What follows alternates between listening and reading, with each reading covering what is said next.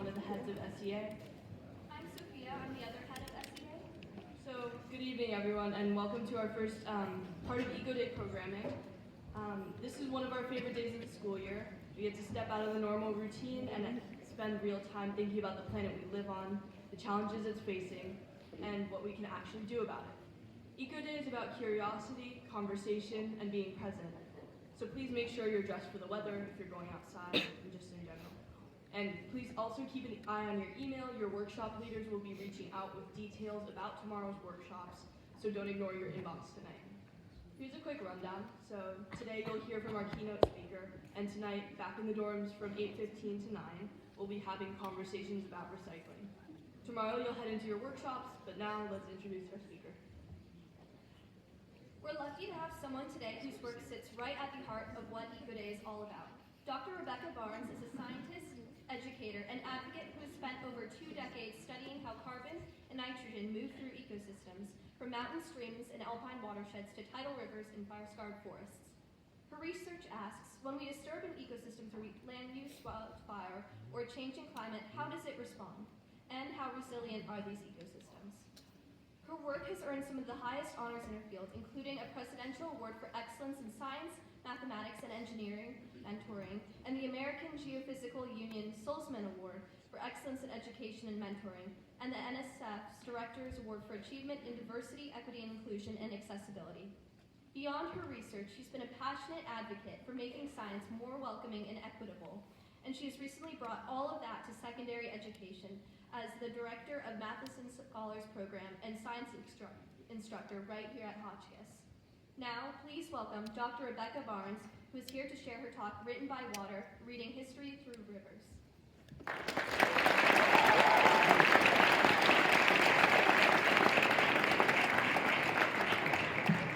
So I'm going to try to use a microphone and a clicker. We'll see if this works out. I might land in your lap. I apologize in advance, since that is a very, sorry, not like that, just because all of my students know that I trip over things that are not even here. Okay, well, it's breaking the ice.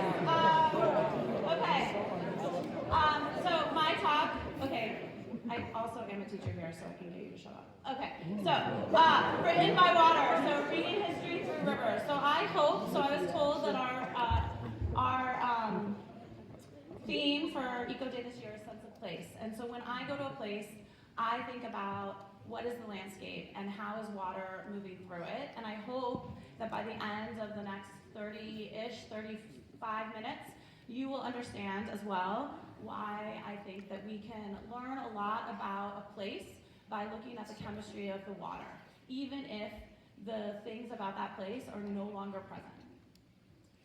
Okay, so this is one of my study sites in Colorado. So, Biology 350 students who have been primed, what do you see? You promised me you would shout out things. Grass. Grass, okay, excellent. Grass, what else? Trees, excellent. Clouds, okay. What does grass, trees, and clouds all have in it that matters to climate? Carbon and water, excellent.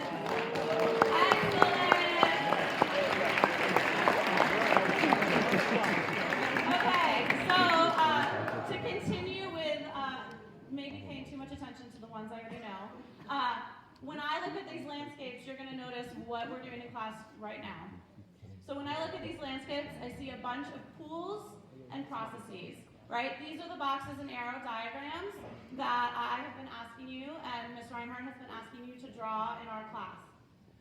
Because I'm someone who's sort of obsessed with water, I also think about, well, what happens when this ecosystem gets wet?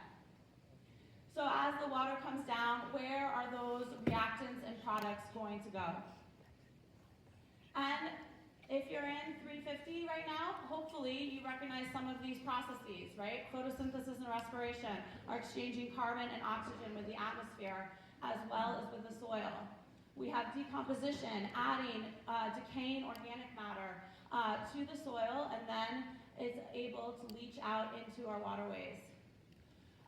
We also have, once that organic matter gets to streams, what we have are streams that are actually full of CO2, way more CO2 than our atmosphere, and so they feed that CO2 back to the air where it can warm us. And so what is important to think about, as I said before, well, I really like water, so I think about what happens when these reactants run down, right? This is one of my favorite quotes from Leopold, not Aldo, the child of Aldo, Luna, a geomorphologist. The gutters down which run the ruins of continents. This was how he described rivers. And I think that this is perfect. So here we have the contiguous United States, and that big pink blob you see in the middle, that's the Mississippi River Basin. This drains 42% of our country. We can look out west and we have the Colorado River Basin. We can look at the Sacramento River. Out here, we can think about, I have students who live in Maryland, right? So we got the Potomac, Susquehanna, James River, right? We can name these major rivers that drain to our coast. And the reason why so many of us are familiar with rivers near where we're from is because humans, for all of millennia, have built their civilizations around where water is. Just like those plants, we need that water to survive. We use it for transportation. We use it to get rid of our waste. We use it for all sorts of things. Some of you, right, you perform on the water, right? You're literally rowing boats, sailing boats across water and competing, right? We do a lot of things on water.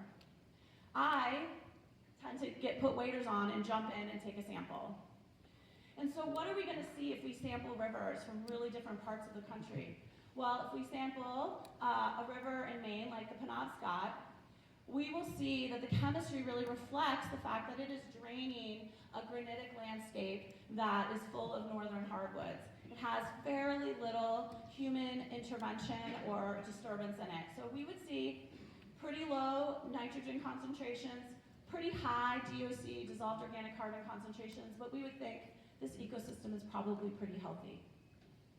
In contrast, if we looked at the river water in Louisiana before it reaches the Gulf of Mexico and looked at that water, we would see water that has flowed through all of the agricultural landscape of this country, right? What do we grow in the Midwest? We grow corn, wheat, and soybeans, right? These put fertilizer into our soils, and typically too much. And that fertilizer runs off, and we see that in our waterways. So this is actually, right, so if you think about this, it's the same as if you go to the doctor, she's not really sure why you're sick. What does she do? What is something that you often get done at the doctor's office? You're not weighed, like a sample is taken. What sample is taken from your body? Blood, right? Now, where is that blood typically taken? Your arm, right? Now, is she interested in your arm? Probably not. And if your arm is broken, I really hope that's not where she took the blood from, right? So she is using the chemistry of your blood to tell you, or tell her, how your body, your ecosystem is working. I use the chemistry of these rivers to tell me how my systems are working, if they're healthy or not. So this is my mental model. This is what I believe. If you don't buy this argument that I can take chemistry of a stream and then tell you about what's happening in the ecosystem, go back to your phone, go back to whatever you want, because quite frankly, you won't care about what I'm saying. And I say that and you may be thinking, oh yes, but you're the teacher, you're the one with the PhD, you know about this. But I will tell you that this mental model in itself was challenged at my defense of my qualifying exams for my PhD. So when you're getting your PhD, they put you through lots of tests. You all are familiar with lots of tests, right? They put you through lots of tests. They're usually oral, so there's people grilling you. And in this case, I had an oceanographer on my committee, and she said to me, so you're telling me you can take a sample of water and then wave your hands about and tell me what's happening in that entire watershed? Thankfully, I was so shocked, I didn't know what to say. Thankfully, my PhD advisor stepped in and said to her, so you're telling me you can take a sample of water from the middle of the ocean and tell me how the entire nitrogen cycle is working? And thankfully, that ended the conversation. We were allowed to move on. Those are two very different mental models, but a ton of assumptions are going into them. And we both have been able to shed light on carbon and nitrogen cycling with very different mental models. Because these mental models, or the back of the envelope calculation that someone asks you to make, they are built on beliefs, expectations, and experience. And every single one of these things is underlain by assumptions, right? So it has to do with how I was trained. I was trained as a geochemist by an isotope geochemist. As it turns out, I like to measure stuff and then put a puzzle together. There are plenty of people who ask the same questions as me, but take a different approach because they were trained differently. They were trained as ecologists. They were trained as conservation biologists, right? There are lots of ways to get at the same questions. And this really means, hopefully my science department colleagues don't hate me after this, that science is a social construct because it's done by people. Science is not objective because it is done by people, and we, as beautiful as we are, we're very messy and we are anything but objective.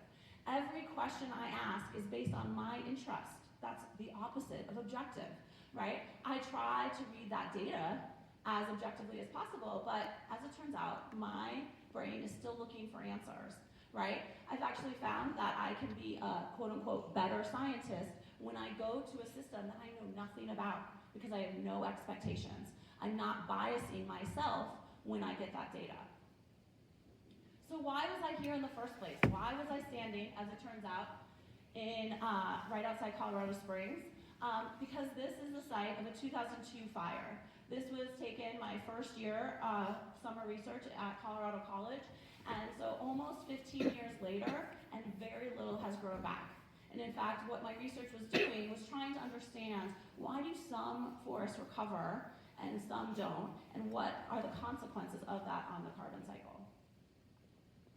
So the reason why so many of us care about the carbon cycle is because we have done an excellent job adding carbon dioxide to the atmosphere. I'm guessing that most of you have seen a figure like this. So we have time on the x-axis. This is 2000. We are now right here. Concentration of carbon dioxide in our atmosphere. We are now at 430, so way up here off this graph. This is due to the fact that we are really, really good at burning stuff. So, and we already are experiencing the consequences of a warmer planet. We have our poster child, the polar bear, right? But when we think about climate change and only think about polar bears, we automatically are saying this is not our problem and it's too far away in both time and space because very few of us live with the polar bears. There are people who do, but very few of us. We are now dealing with catastrophic wildfires across our country, even though those of you who are in New York City, nowhere close to a wildfire, have dealt with the consequences of increasing fires with poor air quality in the summer. My mom is from the Bay Area, and this was taken when the wildfires were so bad that it almost looked like, I don't know, almost like the planet Mars in a movie. We are also doing things like herding fly fishing in Montana, crops across Indiana, and lots of extreme storms across the Northeast. So we know how much carbon we add to the atmosphere. This is actually something we know really well as opposed to other parts of the carbon cycle. So we add about 38.1 gigatons of carbon each year through the burning of fossil fuels, transportation, and electricity, and then about another 4 gigatons by deforesting our planet. So that adds up to about 42 gigatons. Now my guess is, because I don't cover it in my chemistry class, you're all like, what's a gigaton?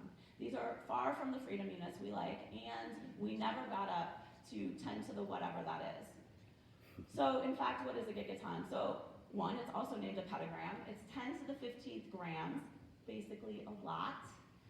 And I was having trouble trying to come up with a visualization for you all so that you would understand the enormity of these fluxes and these pools. So what did I do? I Googled visualization for a gigaton. This is what I got. So Pearl Jam had an album in 2020 called Gigaton, and on their cover is, what, does anyone know what that is? No? I'll take that. Ice sheet. This is an ice sheet. And so what I decided, I know the density of ice, and I'm very good at unit conversions, as my chem students will tell you. So I am going to figure out how big of an ice cube it would be. Okay, so it turns out a gigaton is about a 1 kilometer by 1 kilometer by 1 kilometer giant ice cube. I recognize I'm still working in kilometers, so I've added 3 Eiffel Towers, right? So 3 Eiffel Towers equals 1 kilometer. So now, okay, hopefully you have come to the conclusion that we're adding a lot of carbon to the atmosphere. So where does it all go? 42, right? We now have 42.2 ice cubes into our atmosphere, and we can track it. So where does it all go? A little less than half of it stays in the atmosphere. My guess is that you saw that previous graph and recognize that this is increasing. We have about 20-ish% of it is removed by the terrestrial ecosystems through our favorite process, photosynthesis. We also have about 30% of it removed by photosynthesis in the ocean, as well as diffusion into the ocean. But that leaves about 5%, which is a little over 2 gigatons. And now I'm here to tell you that this 5% is leaps and bounds ahead of where we were when I started my dissertation in approximately 2004, when we did not know where 20% of the carbon was going on the planet. So if we can't even balance our checkbook for carbon accounting, how on earth are we supposed to manage it? So people like me become really obsessed with being like, well, what are we missing? What haven't we found? So that always means let's go back to our assumptions. What are our assumptions? This is the carbon cycle. This is the carbon cycle most of you have learned, if you've learned the carbon cycle.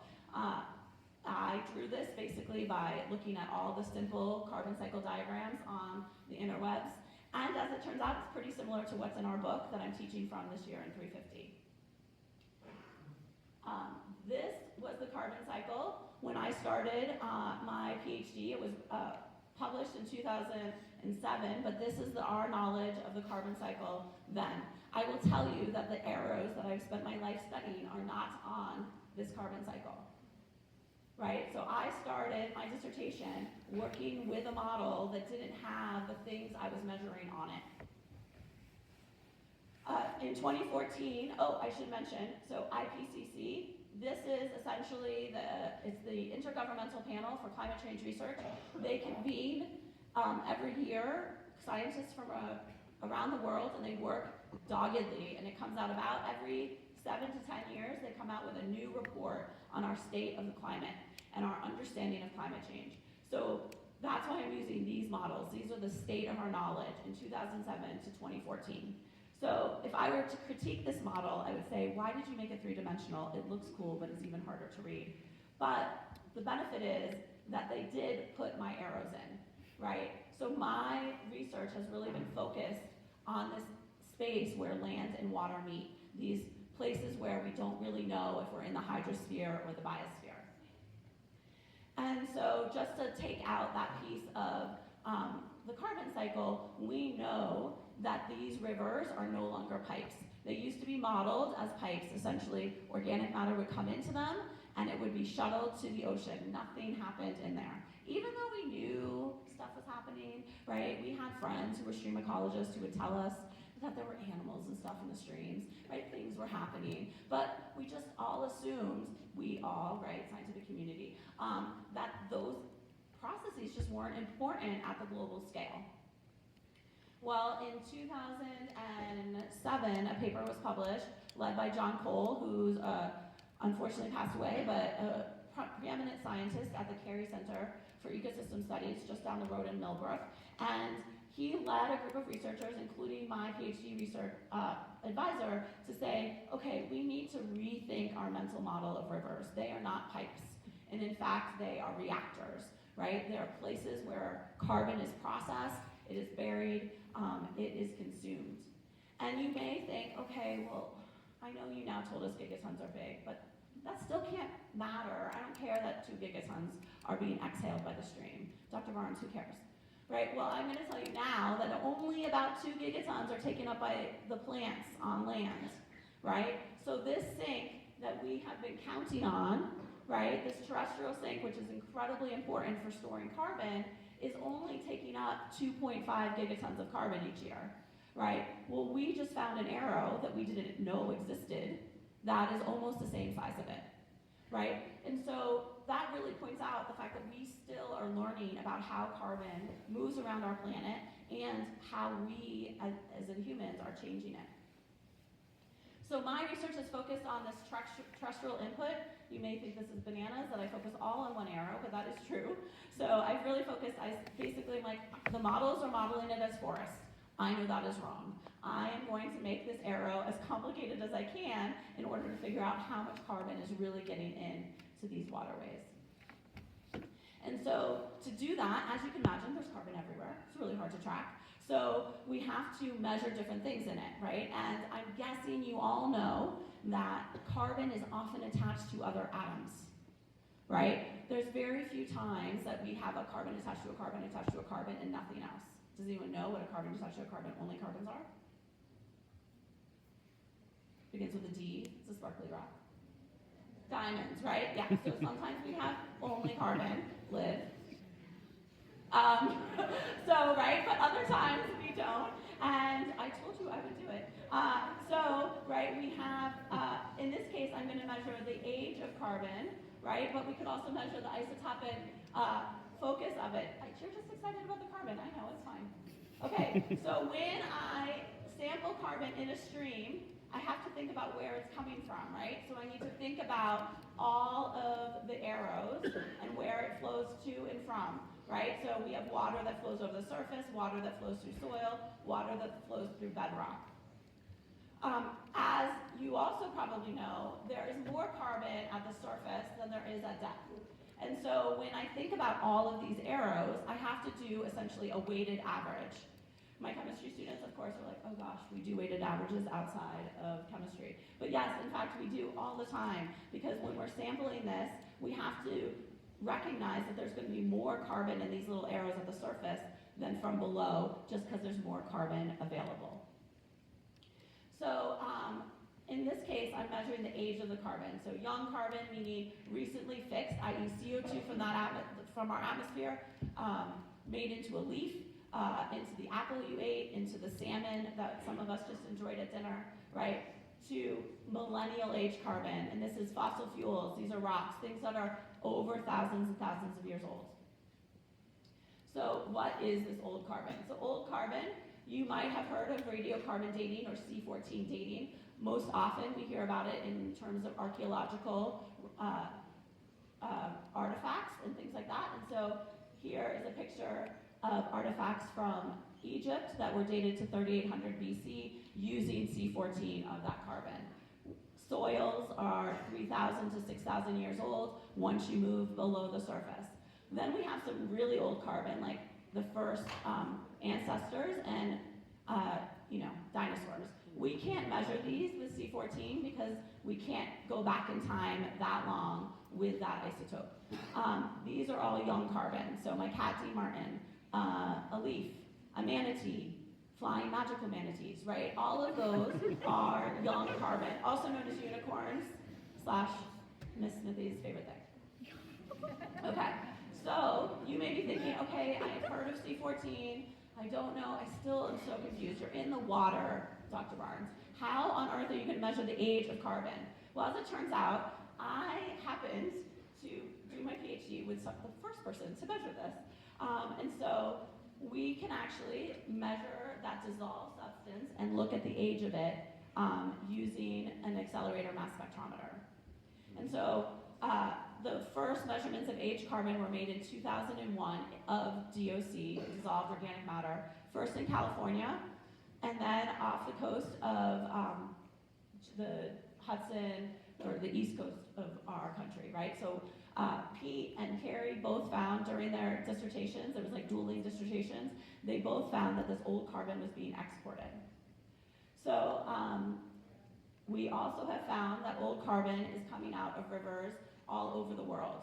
So peatlands in Indonesia, an urban stream in Sacramento, and Arctic watersheds in Canada. So why was old carbon coming out of all of these really desperate systems? Like, how are they even related? And so essentially Pete's PhD students, or former PhD students, we were like, well, let's just compile all the data, because when you're friends with other scientists, you tend to choose odd activities to spend your time together. So what we did was we literally emailed everyone we knew who had ever measured C14 of DOC. We gathered 450 measurements from about 135 watersheds. This represents about 20% of the land surface and 14% of human population. And we were trying to see, if we look at this at a global scale, can we find patterns that we can't see in the individual studies that we've been reading? And in fact, we could. And so what we found was that drier places export older carbon. So on the x-axis here, we have annual precipitation, how much it rains. On the y-axis, we have the age of carbon. These are in per mil values. Don't worry about that. Young carbon's at the top, old carbon's at the bottom. This positive relationship you're seeing shows that more rain, more young carbon is being exported, which makes complete sense. The young carbon is coming from places like the Amazon, right? The most productive ecosystem in the entire world. We have the old carbon, on contrast, coming out of rivers like the Colorado, which drain some of our most arid landscapes. So we drilled down into some of these smaller watersheds that we had more detailed information about. And we were able to see that if we looked at watersheds and basically added up how much was growing food and how much was in suburban or urban land use, that's our x-axis here, so combined disturbance in the watershed, versus our C14 of DOC, again, young carbon at the top, old carbon at the bottom. So we see that as we increase our disturbance, we are exporting older and older carbon. So this applied to the suburban watersheds I sampled in Connecticut for my dissertation. Laura Moore's samples from Indonesia. Henry and I both sampled a lot of row crops. They all export old carbon. And then in contrast, we have northeastern forests, like the forest around here, where they are only exporting new carbon. This is what we would expect. They, again, like the Amazon, are producing and fixing a lot of organic matter that falls off the trees every year and then runs into our rivers. So we figured this out, but you may be thinking this is really interesting, so you told me you made a measurement on something that I hadn't even considered before. So what it means, though, is if we add this up across the entire globe, right, we're thinking about where's the carbon going on a global scale, we are essentially about 10% of the carbon that's exported by rivers is millennial aged. And this was astounding in part because, right, we don't know where the old carbon in the ocean comes from, so we helped answer some of that. But then also we just weren't expecting these mechanisms to be sources of old carbon to the ecosystem. But quite frankly, just by gathering the data and putting those graphs in there, they were fine. The journal was fine. I mean, we didn't publish in Nature, we published in Nature Geoscience, which was kind of a bummer. But they accepted it without a why. We couldn't figure out why, and they were okay with it. But we weren't. And so what we did was we tried to think about, well, what is happening in all these scenarios? And so we realized that no matter what the disturbance is, it's changing the way water moves through soil. So whether it's building a city and increasing our impervious surfaces, whether it's heating up the environment and deepening the active layer, right, reducing permafrost in the Arctic, drought across the West, and then our favorite way of disturbing the environment is agriculture, and it's our favorite way because we need to eat. And the environment gives us food, and by changing the way water moves through the environment, we can grow more food. So all of these things, we're like, okay, well, maybe that's the source of old carbon because we're disturbing the landscape, but how are we going to test it? So back to thinking, okay, well, let's return to basics. I had just started my position at Colorado College. I was teaching for the first time, and I was like, how do I teach soils? They're so complicated. And I found this diagram, very cartoonish-like diagram in a textbook, and I was, for some reason, my brain stopped thinking about teaching and started thinking about this problem I was thinking about with my friends. And I was like, oh, we can actually come up with geochemical metrics that will tell us where the water's flowing through. Because if we look at the simplified carbon or the simplified soil profile, we can say, okay, if the water moves through the surface, it's going to have young carbon that hasn't been decomposed very much, and it's not going to have a lot of mineral weathering because the rocks are way down here, right? While if we have water that flows through the deep part of the soil, we will have a lot of mineral weathering, and very degraded carbon, right? That carbon has been worked over and eaten on for a long time. So I guess feeling confident or brave, I basically created a new metric, right? So that I could test this hypothesis. I created a stoichiometric value between the amount of carbon and the amount of weathering products in my water. And I went to some watersheds where I knew we would have all this data. So the major watersheds that drain the contiguous US, and then the 7 major watersheds that are draining the Arctic. So I worked with people who worked at this scale, so I knew we had this data, and it's pretty hard to get watersheds that are more different than Arctic, organic, rich, peat-driven watersheds versus something that spans something as large as the United States. So what we found was, in fact, we were correct, which is lovely. So the Arctic watersheds are all the purple points. The yellow is the contiguous US watersheds. Here is my made-up metric, right? Just made that up, DOC, and then I put a sum in there for my math friends, but that just means add up all the base cations. But if you put it in like crazy letters that no one knows, it looks fancier, right? So this is my made-up metric. Deeper or longer flow paths are going to have a low value, meaning they have a lot of base cations and not a lot of DOC, dissolved organic carbon, while high values will have a lot of dissolved organic carbon and not a lot of mineral weathering products. Again, on the y-axis is our age of that carbon.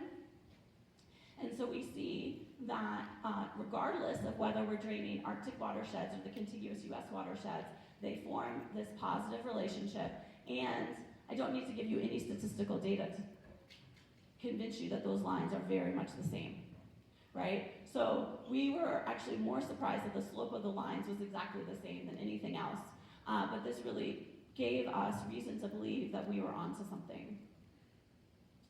And so we could also go and look at these Arctic watersheds. We know how much permafrost, or we can estimate how much permafrost is below them.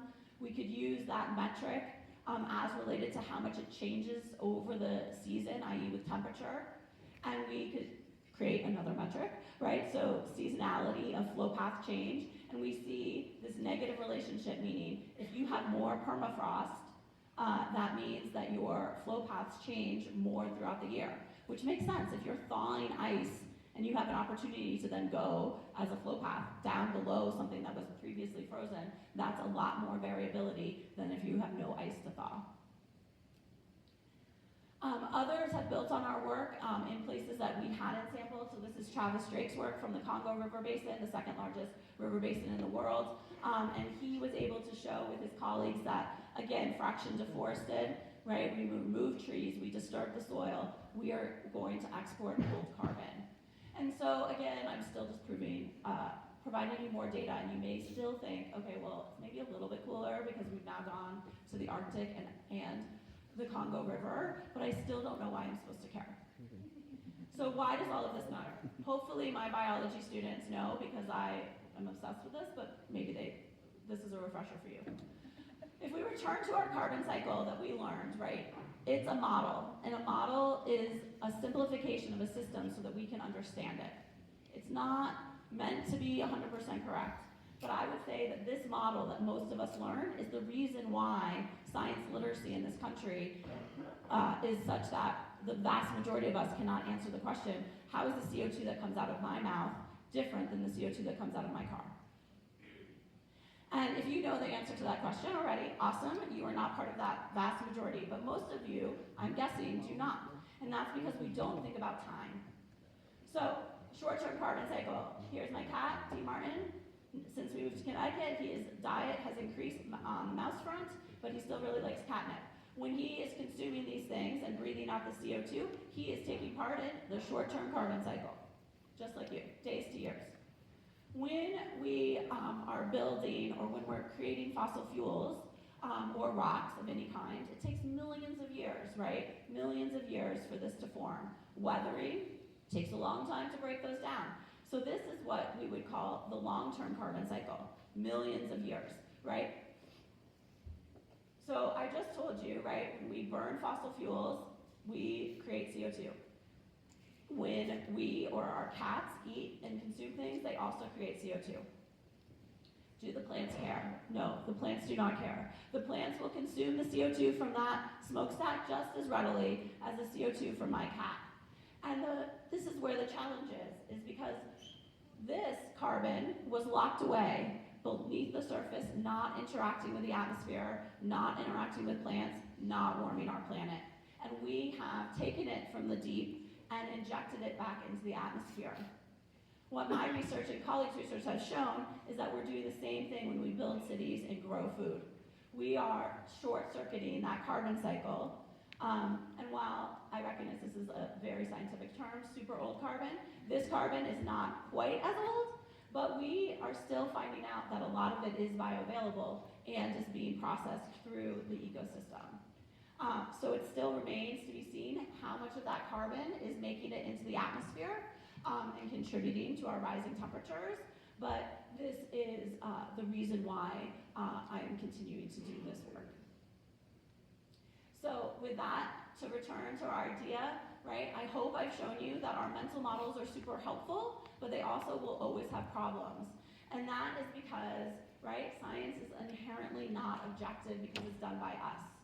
But that isn't a bad thing, right? The fact that like each of my students brings something different to class and each of my colleagues is trained in a different way, that makes science better, right? Because as it turns out, science is a team sport. Right? When Twitter was a happy place, I was known for saying things like science is a team sport, choose your team wisely. My science team has become my family. These are all my collaborators and researchers, colleagues over the last maybe 10 years, as well as my funders. And I have to say, I'm pretty excited. I have to change my mental model as I move on to a new science question this summer, but I'm pretty excited about my team. And I look forward to presenting our research in a slightly less formal setting next year with all of you. Thanks.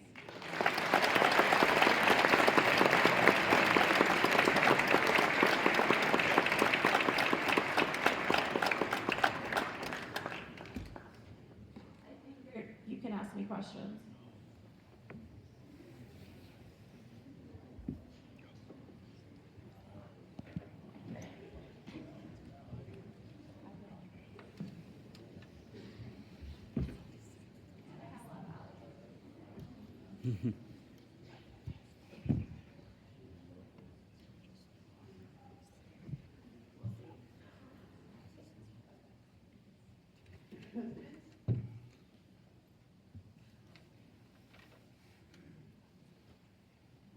I could ask my biology. Oh, there's a question.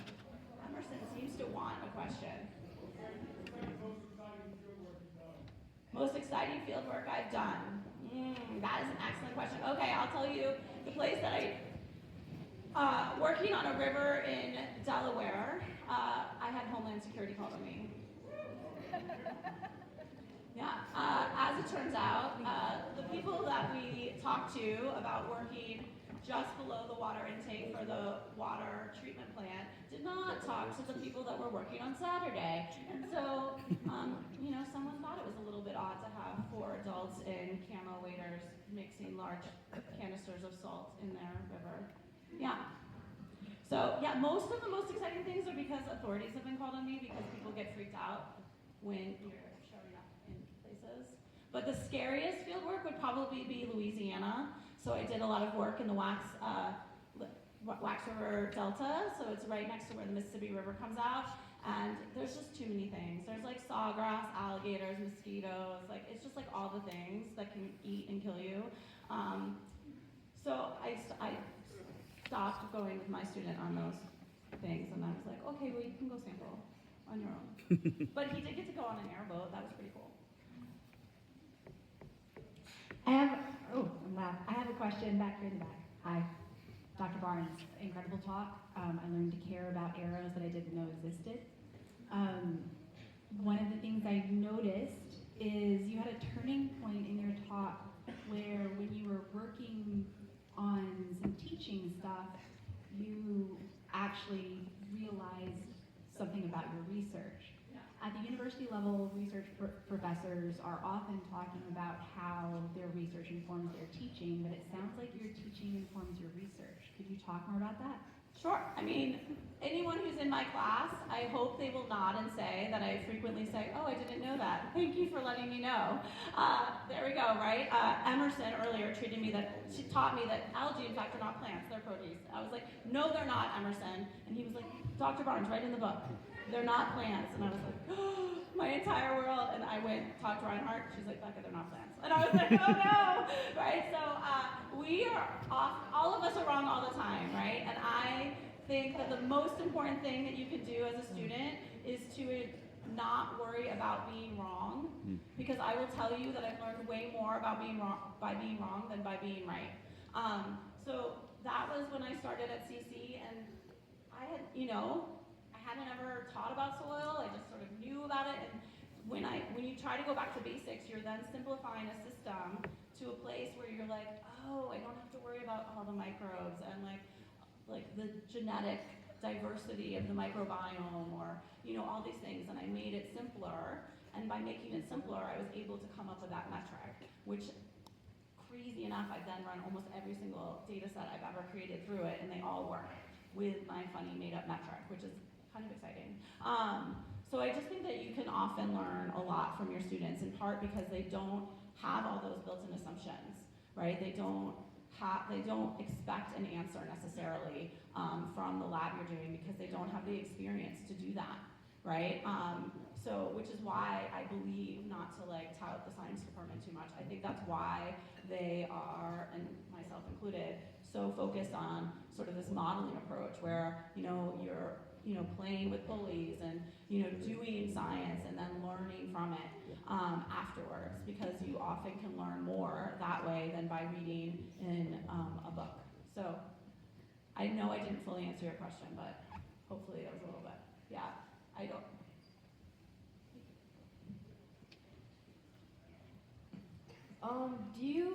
Did your research give you any ideas on how to fix this issue? Because I know you mentioned growing food would kind of makes the issue worse. Oh, it doesn't make it worse. Or It's just one yeah. of the causes, I guess. Yeah. I feel like that would be difficult to stop growing food. Well, how would you what would be your suggestion to reduce it? Okay, well, first I'm going to say that, climate change is now a systemic problem. And yes, all of our individual actions are really important, but just like the other systemic problems, anyone who pushes that on you and says it's your individual job to fix it, please tell them, please in your head be like, I just do my best. It's not important for me to fix the world's problems, because it's not, right? And all these carbon footprinting, all of that was created, quite frankly, by the fossil fuel industry to put our the onus on us, right? As opposed to the people who are extracting these resources. So the most important thing we can do is to stop burning fossil fuels, period, right? All the carbon technology, carbon removal, CCR technology that we can come up with will never work and never help our climate challenge right now if we don't stop putting fossil fuels into the atmosphere. So if you have the ability to do that or influence your parents to do that, that's awesome, right? We currently live in a country where the policies are going in the opposite direction, right? So the endangerment finding was just repealed by the Supreme Court. The endangerment finding was the entire basis of regulating CO2 implemented in the first parts of your life, right? But no longer, right? So we can't regulate that anymore. So a lot of the tools have been taken away from us, but I don't believe that they will be taken away from us forever, right? So we can still do things to fix it as we move forward. And there's plenty of states that are doing it, right? So there are states that are going to these global things. There are states that are doing this, right? Because our federal government isn't.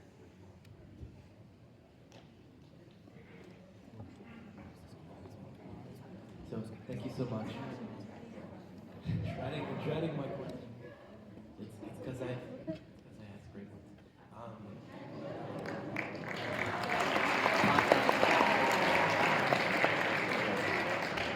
That would be a good question. So just a little bit more on the scientific process.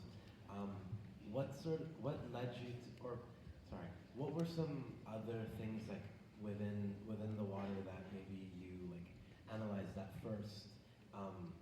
Because you were saying like you were struggling with like developing the experiments.